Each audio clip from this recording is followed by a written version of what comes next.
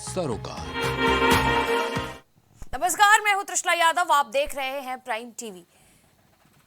इस वक्त उत्तर प्रदेश की 8 सीटों पर मतदान हो रहा है और देश के 102 सीटों पर मतदान हो रहा है। सबकी नजरें इस मतदान पर टिकी है क्योंकि ये मतदान किसी मामूली क्षेत्र में नहीं हो रहा है। ये मतदान उस क्षेत्र में हो रहा है जो कृषि प्रधान क्षेत्र है, जहां पर लड़ाई कांटे की होती है। जातीय समीकरण भी यहाँ पर देखिए बड़े डिफरेंट तरीके के हैं। अगर देखा जाए तो गुर्जर मुस्लिम गुर्जर या फिर हिंदू मुसलमान भी कोई नहीं कर सकता, दोनों कम्युनिटी के लोग हैं। मजबूती से यहाँ पर प्रत्याशी चुनावी मैदान में है।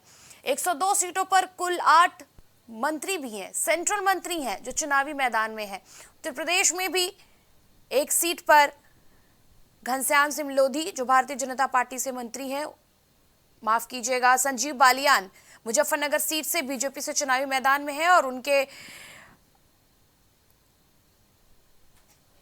उनकी जो तमाम शाख है वो दाव पर लगी है। सहारनपुर, बिजनौर, नगीना, कैराना, मुजफ्फरनगर, मुरादाबाद, रामपुर, पीलीभीत, ये 8 सीटों का रुख एक बार अगर 2019 की तरफ किया जाए तो बीजेपी के पास 4 सीटें हैं फिलहाल। रामपुर पर बाई इलेक्शन हुआ था, समाजवादी पार्टी के पास 2 और बीएसपी के पास 2 सीटें।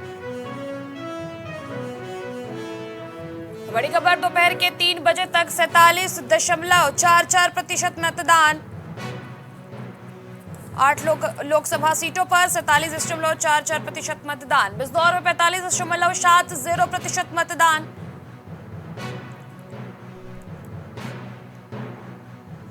कैराना में 48.92% मतदान। मुरादाबाद में 46.28% मतदान। मुजफ्फरनगर में 45.18% मतदान।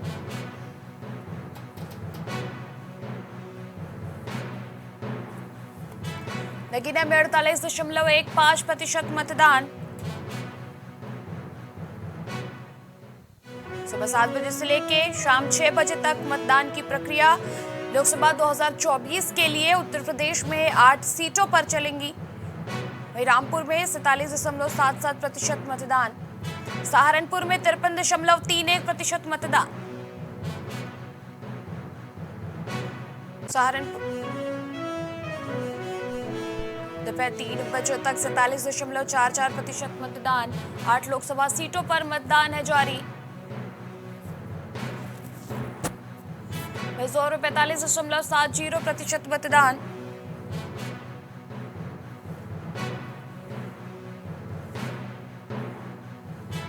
कैराना में 48.92% मतदान।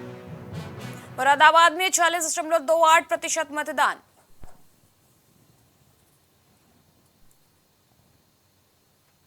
और इस बार तमाम मुद्दों और समीकरणों पर इस बार का चुनाव आधारित है। यूपी में 8 सीटों पर मतदान की प्रक्रिया सुबह 7 बजे से लेकर के शाम के 6 बजे तक चलेगी। सहारनपुर से इमरान मसूद कांग्रेस की ओर से, तो वही राघव लखनपाल बीजेपी के बीच मुख्य मुकाबला। नगीना में ओम कुमार बीजेपी से, वहीं एसपी से चंद्रशेखर आजाद के बीच में मुख्य मुकाबला। कैराना से प्रदीप राणा और बीजेपी से इकरा हसन समाजवादी पार्टी से, इन दोनों के बीच मुख्य मुकाबला। मुजफ्फरनगर से संजीव बालियान भारतीय जनता पार्टी की ओर से, समाजवादी पार्टी की ओर से हरिंद्र मलिक के बीच मुख्य मुकाबला। मुरादाबाद से सर्वेश कुमार सिंह बीजेपी, समाजवादी पार्टी से रुचि वीरा के बीच मुख्य मुकाबला। रामपुर से घनश्याम सिंह लोधी भारतीय जनता पार्टी, वहीं समाजवादी पार्टी से मौलाना मोइबुल्ला के बीच मुख्य मुकाबला। तो वहीं पीलीभीत से जितिन प्रसाद बीजेपी से, भागवत सिंह गंगवार के बीच मुख्य मुकाबला है। यहां से पीलीभीत से वरुण गांधी का टिकट काटकर जितिन प्रसाद को टिकट दिया गया है। सभी सीटें अपने आप में एक अहम महत्व रखती हैं। जहां सहारनपुर से राघव लखनपाल कांग्रेस और इंडिया गठबंधन से इमरान मसूद हैं, बसपा से माजिद अली हैं।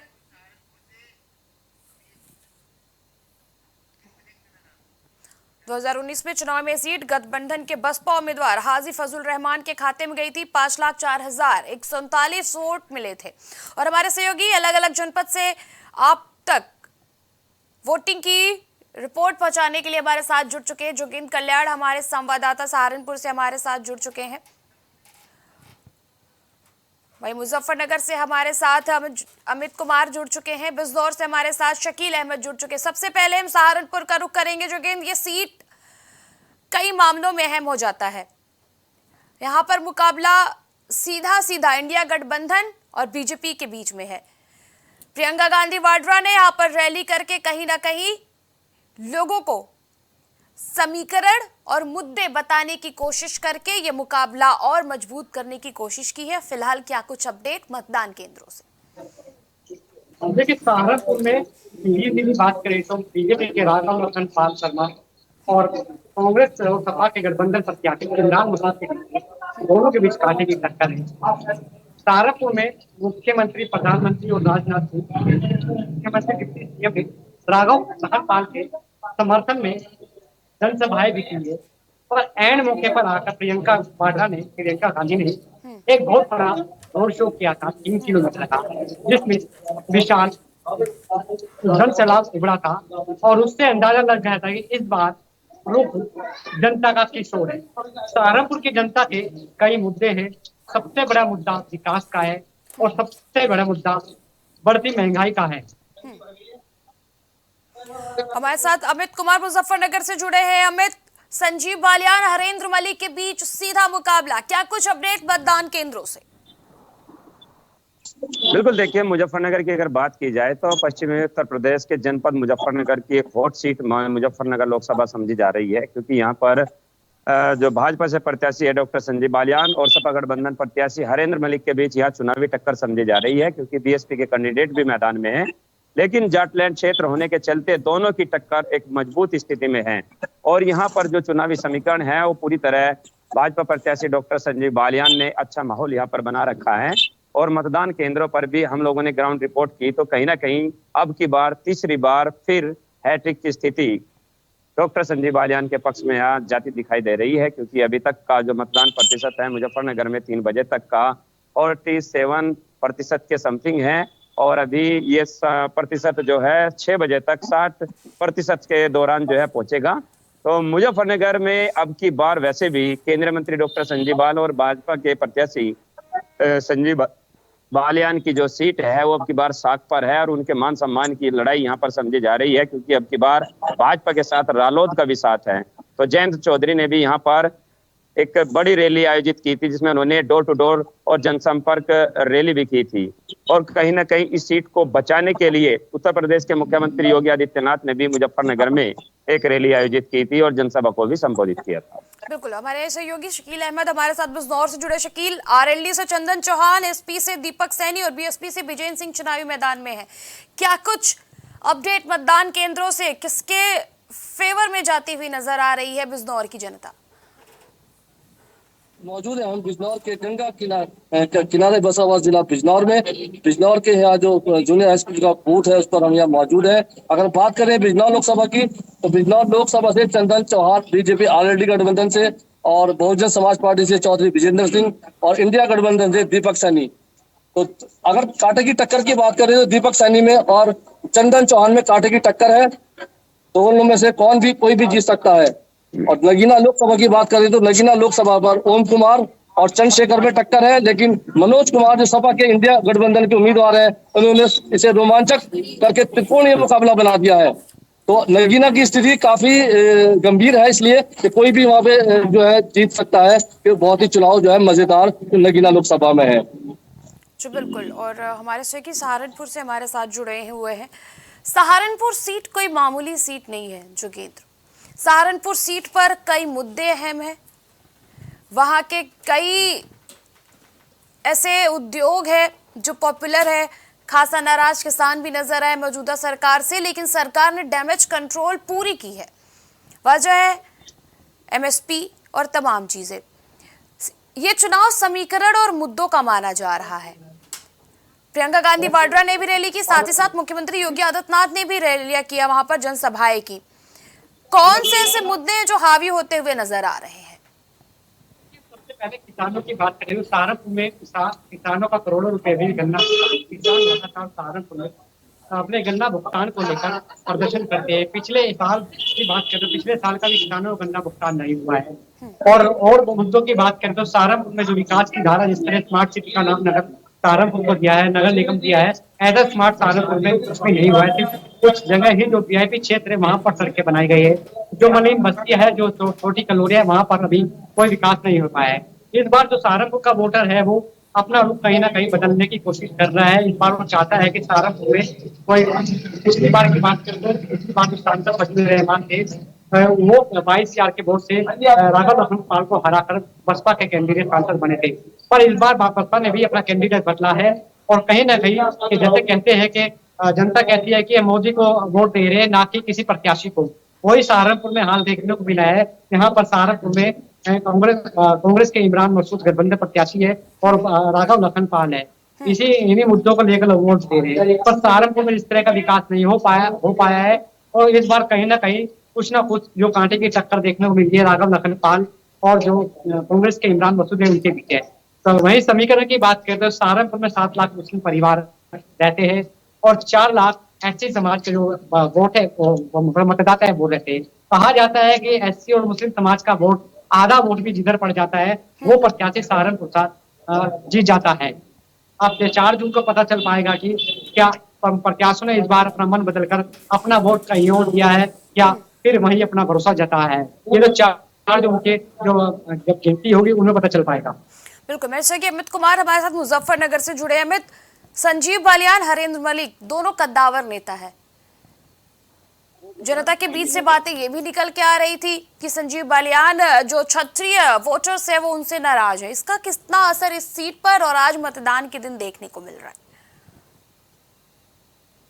मुजफ्फरनगर लोकसभा की अगर बात की जाए तो यहाँ पर जो है क्षत्रिय समाज, राजपूत और ठाकुरों में जो है काफी नाराजगी की तस्वीरें सामने आई थी। कहीं ना कहीं जैसे ग्राउंड रिपोर्टिंग की तो क्षेत्र के लोगों के बीच और राजपूत लोगों के बीच जो है हम लोगों ने जानकारी ली तो वहां पर हालांकि प्रत्याशी से नाराज जो है क्षेत्र के लोग हैं, लेकिन कहीं ना कहीं मोदी और योगी का फैक्टर यहाँ पर चलता दिखाई दे रहा है, क्योंकि मोदी और योगी के नाम पर वोट जाएगी तो उसका बड़ा फायदा जो है बीजेपी के कैंडिडेट संजीव बालियान को यहाँ पर दिखाई देगा, क्योंकि मोदी और योगी के चेहरे पर यहाँ पर जो है जो लोग नाराज थे वे उन लोगों को मोदी और योगी के नाम पर वोट दे रहे हैं। तो कहीं ना कहीं इसका यहाँ कोई खासा असर और 2013 के दंगे का कोई खासा असर यहाँ पर देखने को नहीं मिलेगा, क्योंकि जनता मुजफ्फरनगर की समझदार है। वोट देने के जैसे ही मतदान स्थल पर पहुंच रहे हैं तो उनका माहौल बदल रहा है और वो पूरी तरह जो है बीजेपी के कैंडिडेट डॉक्टर संजीव बालियान के पक्ष में पूरी तरह मतदान भी करते दिखाई दे रहे हैं। लेकिन ये क्लियर स्पष्ट करना अभी मुश्किल है। आने वाले 4 जून को स्पष्ट कर पाएंगे कि आखिर मुजफ्फरनगर की जनता ने किसको सांसद चुना। बिल्कुल। हमारे सहयोगी बिजनौर से हमारे साथ जुड़े हुए हैं। बिजनौर की सीट भी काफी दिलचस्प है शकील। देखिए, जातीय समीकरण क्या कुछ कहते हैं बिजनौर की सीट के?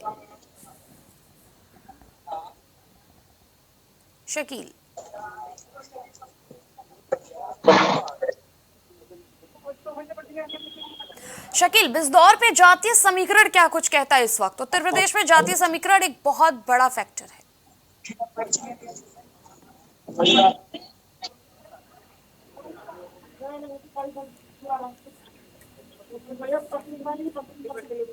शायद शकील तक हमारी आवाज नहीं पहुंच पा रही। हमारे सहयोगी सहारनपुर से हमारे साथ जोगेंद्र कल्याण जुड़े हैं। जोगेंद्र, जातीय समीकरण क्या कुछ कह रहा है सहारनपुर सीट का? उत्तर प्रदेश में जातीय समीकरण एक बड़ा फैक्टर है। पहले भी कहा है, वही बात दोबारा कह रहा हूँ कि सहारनपुर में सबसे ज्यादा मुस्लिम मतदाता है। 7 लाख उनकी जनसंख्या है और दलितों की बात करें तो ऐसे समाज की बात करें तो वो 4 लाख के लगभग दलित समाज, अच्छी समाज के लोग सहारनपुर में रहते हैं। टोटल 18 लाख से अधिक वोट सहारनपुर में टोटल है। वहीं अगर दलित और मुस्लिम अगर वोट किसी प्रत्याशी को एक तरफा पड़ता है तो प्रत्याशी यहाँ से जीतता है। वहीं बसपा के प्रत्याशी भी, बसपा के जो देवन के निवासी है जो माजिद अली, वो भी यहाँ से खड़े हैं, वो भी मुस्लिमों का वोट लेंगे और कहीं ना कहीं लगता है कि मुस्लिमों का वोट कट के कुछ इमरान की तरफ जाएगा, कुछ माजिद की तरफ जाएगा और कुछ ऐसी समाज का वोट है वो भी इमरान की तरफ जाएगा। और ये जो 4 जून का जो समय है उसमें पता चल जाएगा कि ऐसे समाज, मुस्लिम समाज के लोगों ने इस बार ज्यादा चुना है, क्योंकि इस बार जैसे इमरान से आज पर मुलाकात हुई थी वो बहुत खुश नजर आ रही है। इससे लगता है कि इस बार इमरान मसूद को वोट काफी मात्रा में पड़ेगा। और 4 जून का जो नतीजा आएगा उसमें पता चल जाएगा सहारनपुर का सांसद का राज किसके सिर बनता है। बिल्कुल जोगेंद्र, एक बार अगर रुख किया जाए 2019 के चुनाव का, 2019 के चुनाव में ये सीट महागठबंधन के बसपा उम्मीदवार हाजी फजलुर रहमान के खाते में गई थी और अंतर भी 5,14,139 वोटों का था। इस बार ये समीकरण, ये अंतर क्या इसके आसपास रहेगा या फिर ये अंतर बढ़ सकता है वोटों का? देखिए, हम समीकरण की बात करें तो मुस्लिम मतदाता सबसे ज्यादा सहारनपुर में हैं और इस बार सहारनपुर में राजपूत समाज के लोग हैं वो भी काफी नाराज है। कई बार महापंचायत हो गई है। पूरन सिंह जो किसान नेता है, ठाकुर पूरन सिंह, उन्होंने भी ऐलान किया था कि बीजेपी को करेंगे, उनका समर्थन नहीं करेंगे। वहां पर उन्होंने शपथ महापंचायत में जो भी बीजेपी के कैंडिडेट को, चाहे किराना हो चाहे सहारनपुर हो, उन्हें हराने का काम करेगा, हम उस नेता के साथ उसका वोट पड़ेगा। कहीं ना कहीं लगता है सहारनपुर में बीजेपी के लिए बहुत बड़ा खतरा भी जो किसान है वो साबित हो सकते हैं। और जो ऐसी समाज, दलित समाज की वोट है, जो मुस्लिम समाज का वोट है, वो भी इमरान के पक्ष में जाता नजर आ रहा है। पर अभी कहना भी हम इसमें कुछ नहीं कह सकते क्योंकि 4 जून के बाद ही 4 जून को पता चल पाएगा कि क्या बीजेपी का वोट कितना था और कितना है। वहीं 22,000 के वोट से फजलुर रहमान सहारनपुर से जीते थे। तो इस बार बीजेपी के कैंडिडेट राजपाल अखनपाल का कहना है कि हम 2 लाख वोट जीतेंगे। वहीं इमरान मसूद का कहना है कि इस बार 180 सीटें भी पाएंगी। बिल्कुल।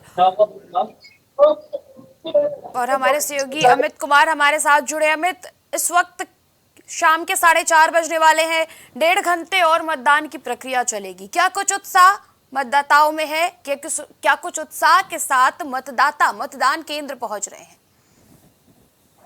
बिल्कुल, देखिए जैसे जैसे समय बीत रहा है और समय जो है 6 बजने वाले, लगभग 1 घंटा, 1.5 घंटा जो है 6 बजने में रह रहा है, तो मतदाताओं में भी पूरा उत्साह देखने को मिल रहा है।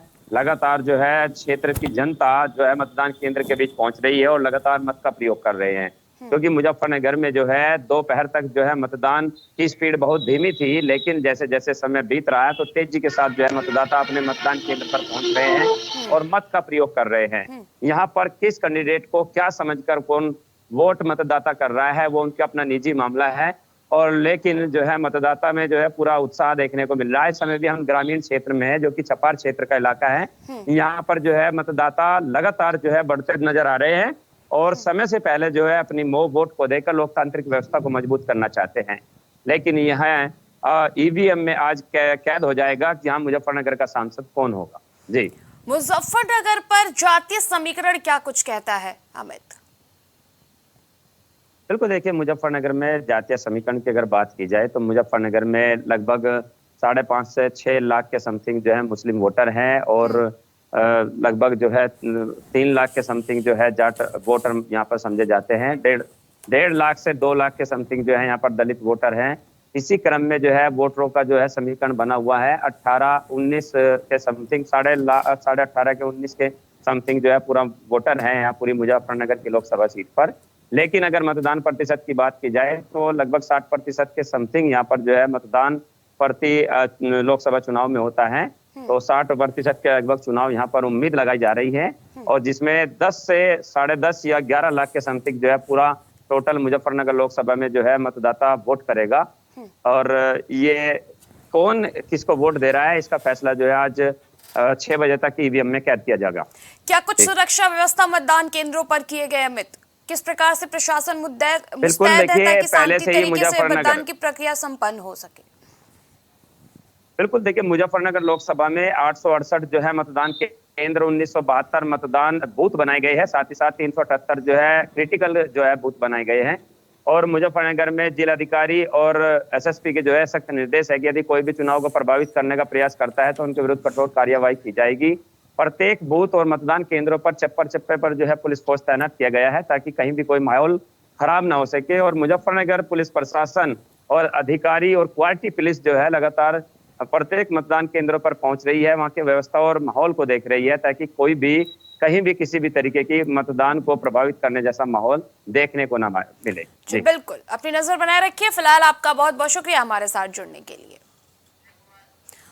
और हमारे सहयोगी अजय कुमार मुरादाबाद से हमारे साथ जुड़े हुए हैं। अजय, मुरादाबाद सीट भी कई मायनों में खास माना जाता है। मुरादाबाद सीट का भी अपना एक अलग इतिहास है। मुरादाबाद सीट से सर्वेश कुमार बीजेपी से, वही रुचि वीरा समाजवादी पार्टी से चुनावी मैदान में है। क्या कुछ कहता है इस सीट का समीकरण? रुचि वीरा, समाजवादी पार्टी ने पहले किसी और प्रत्याशी को टिकट दिया था, उसका टिकट काट के रुचि वीरा को टिकट दिया गया। क्या कुछ उस वक्त का माहौल है? इस समय अगर देखा जाए तो समाजवादी पार्टी और भारतीय जनता पार्टी दोनों ही कड़ी टक्कर में है और रुचि वीरा का टिकट एसटी हसन जो मौजूदा सांसद हैं उनका काट कर इन्हें दिया गया था। और इस समय के हालात के हिसाब से देखा जाए तो यहाँ पर इन दोनों में कड़ी टक्कर है। इसमें मैं आपको बता दूं कि बढ़ापुर जो विधानसभा पड़ती है वहां पर कुंवर सर्वेश जी के बेटे इस समय मौजूदा विधायक हैं, जिसका कहीं ना कहीं भारतीय जनता पार्टी को फायदा मिलेगा। इस समय बढ़ापुर की जो बात निकल कर आई है वहां पर 50% के आसपास वोटिंग हुई है। जो जनता है, जनता का क्या कुछ मूड है? क्योंकि उत्तर प्रदेश में इस बार का जो मतदान है, इस बार का जो इलेक्शन है, मुद्दों और समीकरणों पे हो रहा है। वजह यह है कि चुनावी पार्टियां जब मैदान में जा रही है, जनसभाएं कर रही है, तो वो मुद्दे गिनवा रही है और समीकरण गिनवा रही है। क्या कुछ मुद्दे मुरादाबाद की जनता का है? देखिए, भारतीय जनता पार्टी जो अपने किए गए कार्य हैं उनको गिना रही है, तो वहीं जो विपक्ष है, गठबंधन प्रत्याशी हैं या फिर मान लीजिए बहुजन पार्टी के प्रत्याशी हैं, वो सरकार की उन कुछ नीतियों का विरोध कर रहे हैं जिसमें महंगाई है, बेरोजगारी है। इस चीज को लेकर यहाँ पर ये मुद्दे चल रहे हैं। तो वहीं भारतीय जनता पार्टी आयुष्मान कार्ड और ये जो मुफ्त राशन वाला जो मामला है, इसको लेकर चुनाव के मैदान में डटी हुई है। बिल्कुल, रुचि वीरा को टिकट काट करके दिया गया। इसके पहले समाजवादी पार्टी ने जिसे प्रत्याशी बनाया था, क्या उनके समर्थकों की तरफ से रुचि वीरा को समर्थन दिया जा रहा है या फिर आपसी मतभेद या फिर अंतरकलह देखने को मिल रही है? देखिए, इस समय समाजवादी पार्टी की अगर बात करें तो एसटी हसन के जितने भी समर्थक थे वो अभी रुचि वीरा के साथ में कुछ संख्या में तो नजर आए हैं, लेकिन पूरी तरह से उनके साथ होंगे ये नहीं कहा जा सकता। और एसटी हसन किसी भी मंच पर नहीं आए हैं। बिल्कुल, आपका बहुत बहुत शुक्रिया हमारे साथ जुड़ने के लिए। अपनी नजर बनाए रखिए, 1.5 घंटे और मतदान में अभी फिलहाल बचा हुआ। और हमारे सहयोगी अभिनव इस वक्त हमारे साथ जुड़ चुके हैं लखनऊ से। अभिनव, क्या अभी देखा गया कि डीजीपी प्रशांत कुमार भी खुद लखनऊ से तमाम जो मतदान केंद्र उन पे नजर रख रहे हैं। क्या कुछ सुरक्षा के इंतजाम किए गए? अभिनव, किस प्रकार से मतदान की प्रक्रिया उत्तर प्रदेश की 8 सीटों पर संपन्न हो रही है? अभिनव।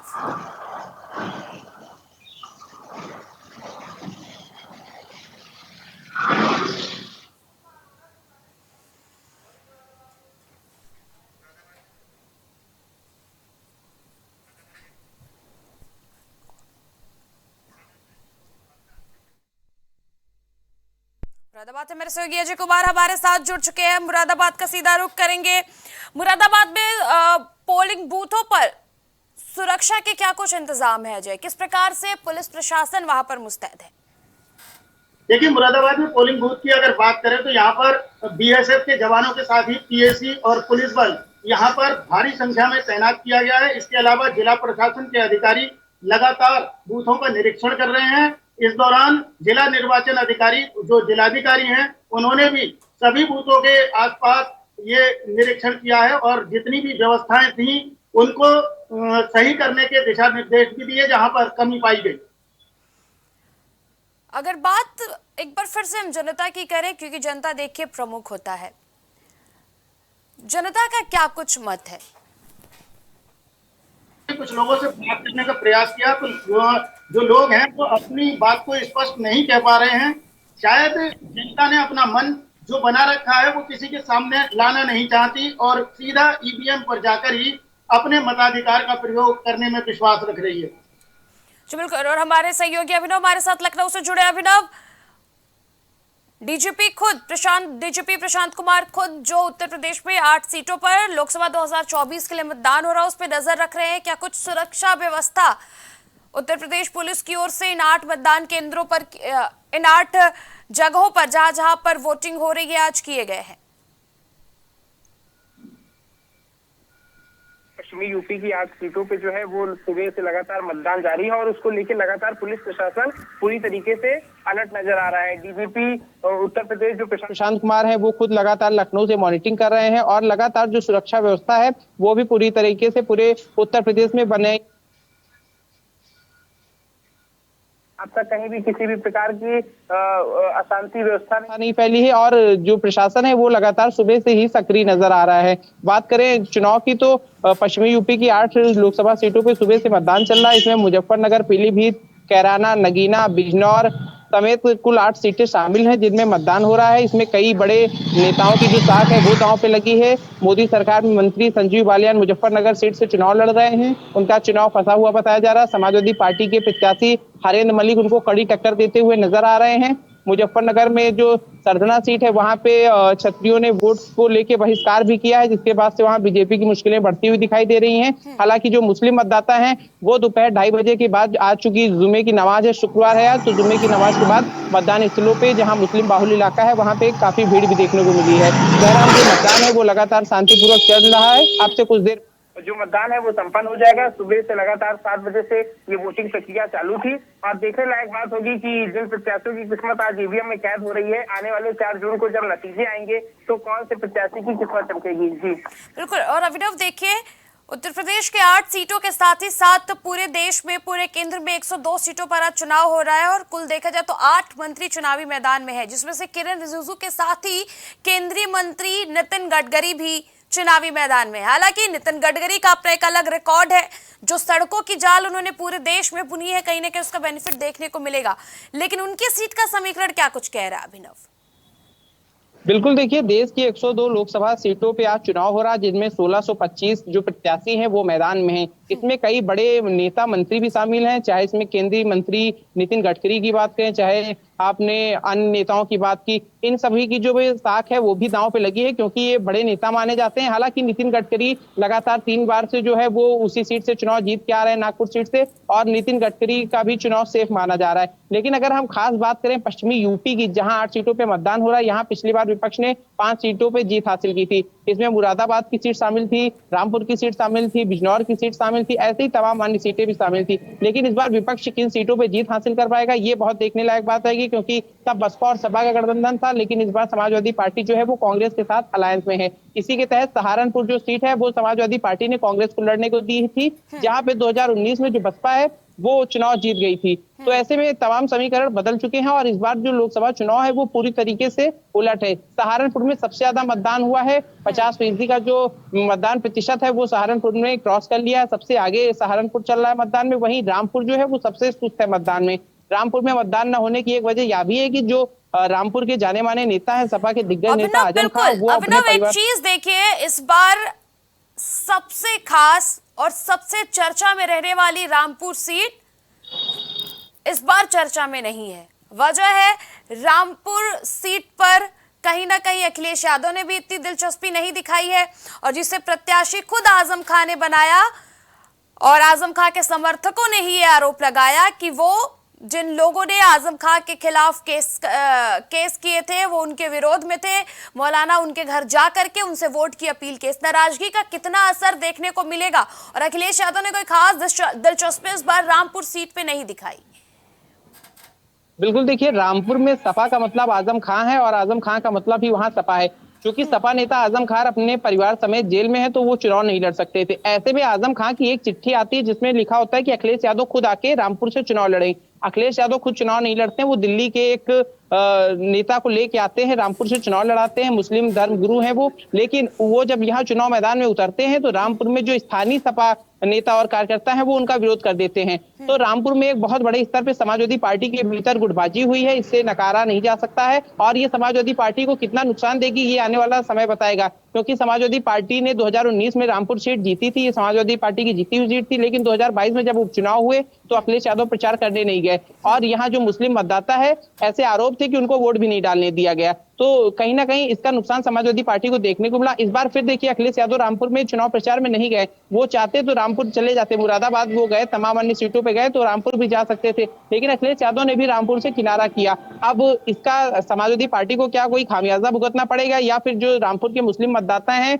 वो आजम खान को दरकिनार करके समाजवादी पार्टी के राष्ट्रीय अध्यक्ष अखिलेश यादव के चेहरे पे लगातार वोट करते हुए नजर आएंगे? ये आने वाला वक्त बताएगा। ये आने वाला वक्त बताएगा। हम आपके पास आएंगे, हमारे सहयोगी मुरादाबाद से हमारे साथ अजय कुमार जुड़े। अजय, सर्वेश कुमार सिंह एक मजबूत नेता है, रुचिविरा भी ने टक्कर दे रही है, जनता का क्या कुछ मत है, या फिर जो आपसी मतभेद टिकट कटने के बाद समाजवादी पार्टी के समर्थकों के बीच में आया था उसका कोई असर देखने को मिल रहा है?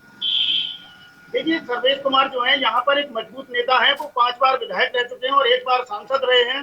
इसके अलावा अगर रुचिवीरा की बात करें तो वो 1 बार जिला पंचायत की अध्यक्ष रही हैं और 1 बार बिजनौर से वो विधायक भी रही हैं और राजनीतिक घराने से वो ताल्लुक रखते हैं।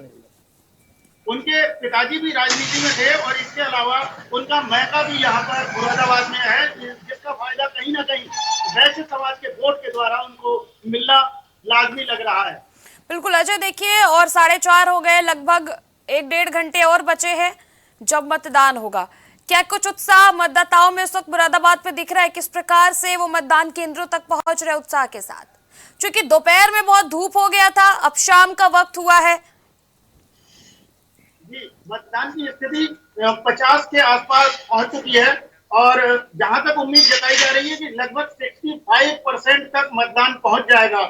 जो 3 बजे तक है, 3 बजे तक की स्थिति लगभग 50% थी, लेकिन अब मान के चला जा रहा है कि अब स्थिति बढ़ गई होगी और अब धूप कम हो गई है और मौसम थोड़ा ठंडा है, तो अब मतदाता अपने बूथों तक पहुंचेंगे और मतदान में गति बढ़ाएंगे। बिल्कुल, आप दोनों अपनी नजर बनाए रखिए। फिलहाल आप दोनों का बहुत बहुत शुक्रिया तमाम जानकारी के लिए। और देश में 102, उत्तर प्रदेश में 8 सीटों पर पहला द्वार कौन तोड़ेगा, ये तो आने वाला वक्त बताएगा कि बीजेपी का जलवा कायम रहेगा या फिर सपा कांग्रेस उसे ये सीटें लेने में कामयाब रहेंगी। सहारनपुर, बिजनौर, नगीना, कैराना, मुजफ्फरनगर, मुरादाबाद, रामपुर, पीलीभीत, उत्तर प्रदेश की इन 8 सीटों पर मतदान की प्रक्रिया जारी है। शाम के 6 बजे तक मतदान की प्रक्रिया जारी रहेगी।